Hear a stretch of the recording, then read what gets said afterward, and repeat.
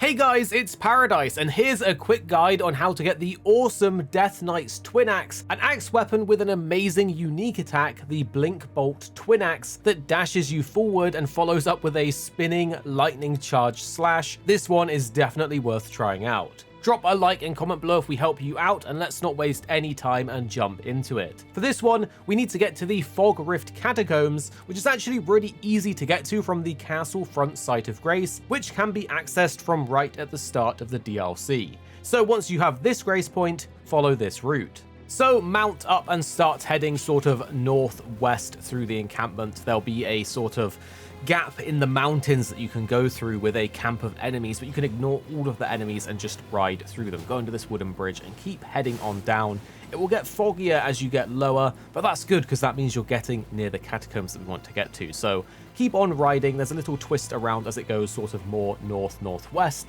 You'll see some statues pointing where we want to go to the catacombs, and eventually you'll see these ghosty kind of white torches. Open up the door and head on inside, and now we're actually in the catacombs, the Fog Rift Catacombs. There'll be an elevator that will take us down, and don't worry, there is a grace point to pick up just down at the bottom of this elevator.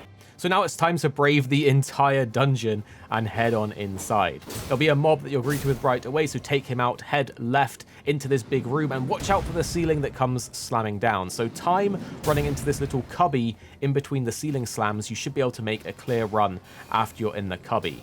After you do that, just follow the sort of linear path and take a left when you get an option to go left or right. From here, wait for the ceiling to slam, drop down, turn around and go back in this corridor so you don't get slammed, but then go west into the next room that leads to an elevator. I've already been on it, but you can see here I can pull the lever and the elevator will come back up. But for you, if it's your first time, just run on the elevator and head on down.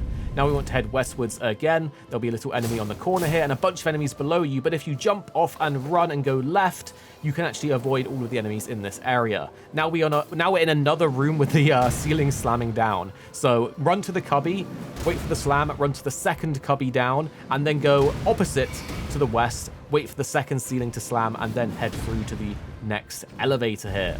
Now we're going deeper and deeper into the dungeon. You can see here when you get to the area with the torches, this means we're coming up on the boss room, which is exactly where we want to be as this boss drops these weapons for us. So head on inside and get ready for a somewhat intense boss fight.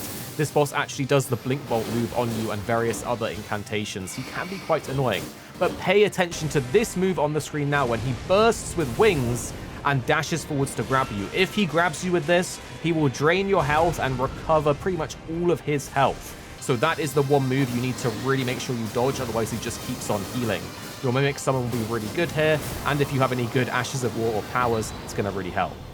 And now you have the Death Knight's Twin Axes, an amazing strength faith weapon with a very cool unique attack, and it can be power stance, so you have one in each hand even if you only have one of the item. It requires 14 strength, 12 dex and 16 faith, with the scaling being C in strength and faith and D in dex at max level. This weapon is actually really fun to use, and the unique attack is where it comes to life, with it being good in both PvE and PvP because it's very hard to dodge. The Blink Bolt Twin Axe skill has you take a low stance and transform into a bolt of lightning as you charge forwards, and while this deals damage on its own, if you do a strong attack afterwards, you do a series of spinning lightning charged slashes that's just so satisfying to execute. If you're going for a strength faith build, this is 100% something to pick up and try out. Drop a like and comment below if you enjoyed this quick guide, and subscribe for more Elden Ring content coming your way soon that you don't want to miss out on.